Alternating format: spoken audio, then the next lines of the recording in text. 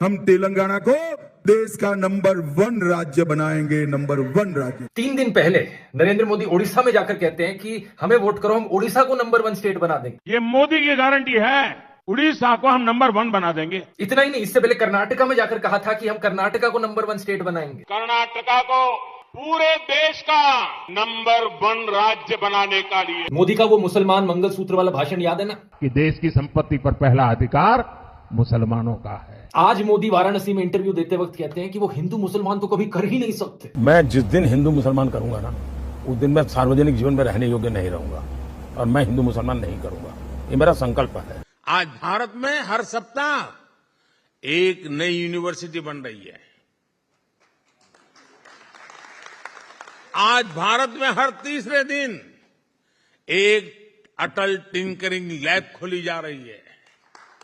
आज भारत में हर दो दिन में एक नए कॉलेज बन रहा है।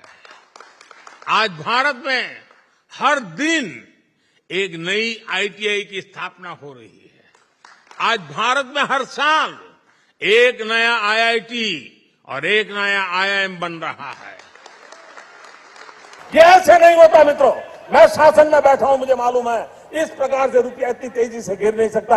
अरे ये नेपाल का रुपया नहीं गिरता है, बांग्लादेश की करेंसी नहीं गिरती है, पाकिस्तान की करेंसी नहीं गिरती, श्रीलंका की करेंसी नहीं गिरती। क्या कारण है हिंदुस्तान का रुपया पतला होता जा रहा है? ये जवाब देना पड़ेगा आपको। देश आपसे जवाब मांग रहा है। 3 तलाक कितने उतार चढ़ाव से हमारी मुस्लिम बहनें इंतजार कर रही थी। अदालतों ने उनके पक्ष में निर्णय किए थे, लेकिन वो हक उनको प्राप्त नहीं हो रहा था। मजबूरियों से गुजारा करना पड़ रहा था। कोई प्रकट रूप से कहें, कोई अप्रकट रूप से कहें, लेकिन 3 तलाक से मुक्ति का बहुत महत्वपूर्ण और नारी शक्ति के सम्मान का काम 17वीं लोकसभा ने किया है। सभी मान्य सांसद, उनके विचार कुछ भी रहे हो, उनका निर्णय कुछ भी रहा हो, लेकिन कभी न कभी तो कहेंगे कि हाँ, इन बेटियों को न्याय देने का काम भी करने के समय हम वहां मौजूद हैं। करीब 40 साल मैंने भिक्षा मांग करके खाया है।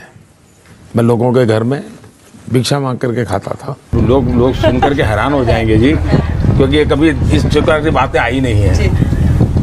मैं 35 साल तक भिक्षा मांग करके खाया हूं। अब किसी का गले नहीं उतरेगा। झूठ बोलो, बार बार झूठ बोलो। प्रधानमंत्री ये इकलौते शायद प्रधानमंत्री हैं जो पूरा कार्यकाल बिना प्रेस कॉन्फ्रेंस के इनके बीत गया, और आपको भी चाहत रही कि एक बार वो समय दें। अगर वो आप समय मिलता तो आप प्रधानमंत्री से एक सवाल सबसे महत्वपूर्ण क्या पूछते? यही कि आप इतना झूठ क्यों बोलते हैं?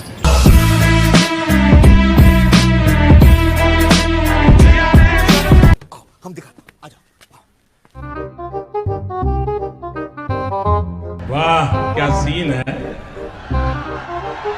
वाह क्या सीन है। और अभी तो रुको, क्लाइमैक्स अभी बाकी है।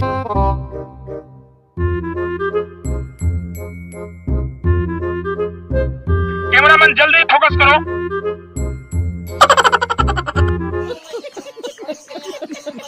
मेरी गारंटी में दम होता है, और ये मैं सिर्फ हवा में नहीं कह रहा हूं, बल्कि बीते 9 वर्ष का मेरा पूरा ट्रैक रिकॉर्ड यही है। मोदी की गारंटी का मतलब 100% झूठ है। जो भी प्रधानमंत्री कह रहा है, मैं आपको गारंटी लेके कह सकता हूँ कि झूठ बोल रहा है। जो आदमी देश को कह सकता है कि इस देश में जात ही नहीं है, मैं गारंटी के कह रहा हूँ, सारे के सारे शब्द जो उनके मुंह से निकल रहे हैं वो झूठ है। 15 लाख रुपए हर बैंक अकाउंट में, सच या झूठ? नोटबंदी से काला धन मिट जाएगा, सच या झूठ? किसान बिल से किसानों का फायदा होगा, सच या झूठ? जीएसटी से छोटे व्यापारियों का फायदा होगा, सच या झूठ? मोदी की गारंटी मतलब अदानी की गारंटी। मोदी की गारंटी है कि भैया मैं आपका ध्यान भटका दूंगा और पीछे से अदानी जी जेब काट देंगे। ये नरेंद्र मोदी की गारंटी। मान्यवर, अभी एक फैशन होगा है, आम्बेडकर आम्बेडकर आम्बेडकर आम्बेडकर आम्बेडकर आम्बेडकर। इतना नाम अगर भगवान का लेते तो 7 जन्मों तक स्वर्ग मिल जाता। अच्छी बात है ना। ना सुनिए तो, सुनिए ना, आप सुनिए ना, मैं बताता हूं। हमें तो आनंद है कि अंबेडकर का नाम लेते हैं। अंबेडकर का नाम अभी 100 बार ज्यादा लो, परंतु साच अर्थ में अंबेडकर जी के प्रति आपका भाव क्या है ये मैं बताता हूं। मान्यवर, अंबेडकर जी को देश की पहली कैबिनेट से इस्तीफा क्यों दे दिया? अंबेडकर जी ने कई बार कहा कि अनुसूचित जातियों और जनजातियों से हुए व्यवहार से मैं असंतुष्ट हूं, सरकार की विदेश नीति से मैं असहमत हूं और आर्टिकल 370 से मैं असहमत हूं। इसलिए वो छोड़ना चाहते थे, उनको आश्वासन दिया गया, आश्वासन पूरा नहीं हुआ, उन्होंने इग्नोरेंस के चलते इस्तीफा दे दिया। और एक श्री BC रॉय ने पत्र लिखा कि अंबेडकर और राजा जी जैसे दो महानुभाव मंत्रिमंडल छोड़ेंगे तो क्या होगा।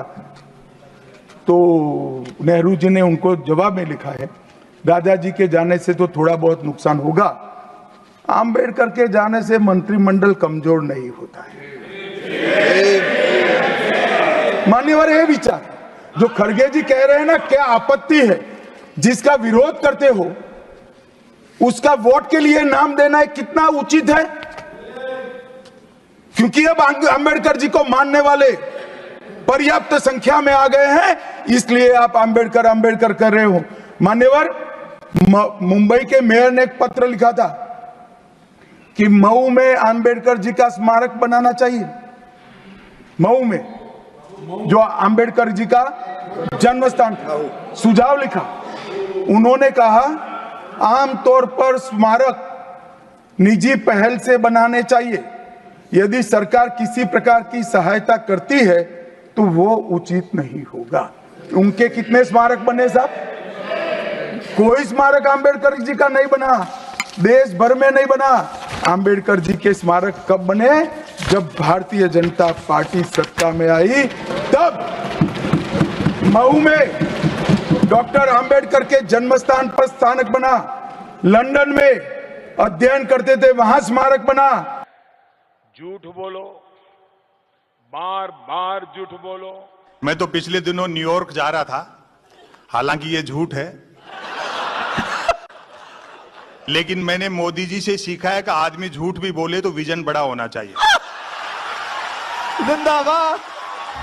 1,32,000 दर्शक साथ में बैठकर क्रिकेट की मैच का लुत्फ उठा पाए, इस प्रकार का स्टेडियम श्री नरेंद्र मोदी के नाम से आज राष्ट्रपति महोदय ने अपने कर कमलों से उद्घाटित किया और इसके साथ पूरी अत्याधुनिक सबसॉइल जल निकासी प्रणाली भी बनाई है। बारिश आती है तो कितनी भी बारिश हो, आधे घंटे में मैच डिस्टर्ब करे बगैर आगे का खेल बारिश छूटते ही हम शुरू कर सकते हैं। इस प्रकार का कर रहा है। आपकी पार्टी का नाम बदल के बड़का झूठा पार्टी रख देना चाहिए। अच्छा, उन्होंने 2 करोड़ नौकरी का वादा किया, झूठ बोला। ठीक है। 15 लाख देने का वादा किया, झूठ बोला। इस सज्जन को क्या तकलीफ है भाई? इन्होंने कहा 15 अगस्त 2022 तक सबको पक्का मकान मिल जाएगा, झूठ बोला। गजब बेइज्जती है। मेरे दिल में बहुत दर्द है और वो दर्द मैं आज आपके सामने रखना चाहता हूं। जब बीजेपी ने आजादी के बाद पहली बार गरीब घर से, जंगलों से आई हुई एक आदिवासी महिला को राष्ट्रपति पद का उम्मीदवार बनाया, राष्ट्रपति पद का उम्मीदवार बनाया, तो कांग्रेस ने उनका भी विरोध किया। क्या ऐसी कांग्रेस को माफ कर सकते हैं? जो आदिवासी को अपमानित करे उनको माफ कर सकते हैं? एक आदिवासी महिला को स्वीकार न करे ऐसी कांग्रेस को माफ कर सकते हैं? भ्रष्टाचार और परिवारवाद के खिलाफ मेरी लड़ाई जारी रहेगी दोस्तों, और मैं देश को इन चीजों से मुक्त कराने के लिए प्रण लेकर के निकला हुआ इंसान हूं।